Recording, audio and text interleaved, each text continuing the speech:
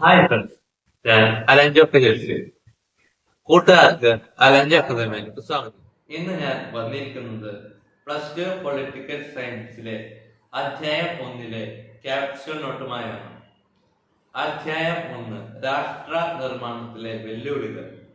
പുതിയ രാഷ്ട്രം നേരിട്ട വെല്ലുവിളികൾ.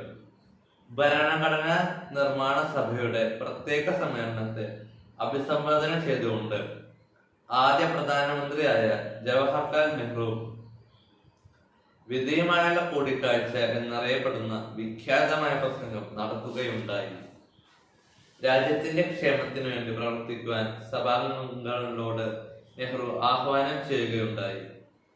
സ്വതന്ത്ര ഇന്ത്യ നേരിട്ട 3 പ്രധാന വെല്ലുവിളികൾ: രാഷ്ട്ര നിർമ്മാണം, ജനാധിപത്യ വ്യവസ്ഥയ്ക്ക് രൂപം നൽകുക, സമൂഹത്തിലെ എല്ലാ ജനവിഭാഗങ്ങളുടെ ക്ഷേമവും ഐശ്വര്യവും ഉറപ്പാക്കൽ.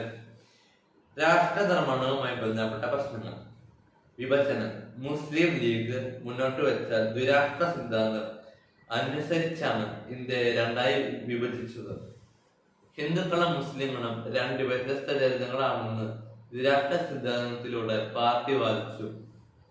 വ്യത്യസ്ത ദേശീയതയുള്ളവർക്ക് ഒരുമിച്ച് താമസിക്കുക അസാധ്യമായിരുന്നതിനാൽ മുസ്ലിങ്ങൾക്കായി ഒരു പ്രത്യേക രാഷ്ട്രം രൂപീകരിക്കണം.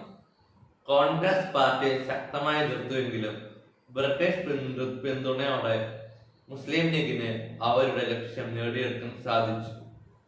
വിഭജന പ്രക്രിയ. വിഭജനം നടപ്പിലാക്കാൻ വളരെ ബുദ്ധിമുട്ടുണ്ടായിരുന്നു. അതിനുള്ള കാര്യങ്ങൾ താഴെ പറയുന്നതാണ്.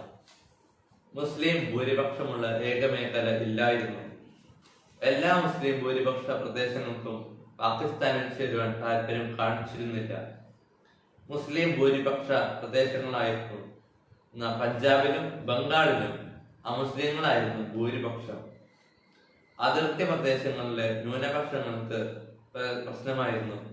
വിഭജനവുമായി ബന്ധപ്പെട്ടുണ്ടായിരുന്ന മറ്റൊരു പ്രധാന പ്രശ്നം വിഭജനത്തിന്റെ പ്രത്യാഘാതങ്ങൾ: ദുരന്തമായ മനുഷ്യ കൈമാറ്റം, കൊലയും തട്ടിക്കൊണ്ടുപോകലും, വർഗീയ മേഖലയുടെ രൂപീകരണം, നിർബന്ധിത വിവാഹവും മതപരിവർത്തനവും, പല കുട്ടികളും അനാഥരായി തീർന്നു.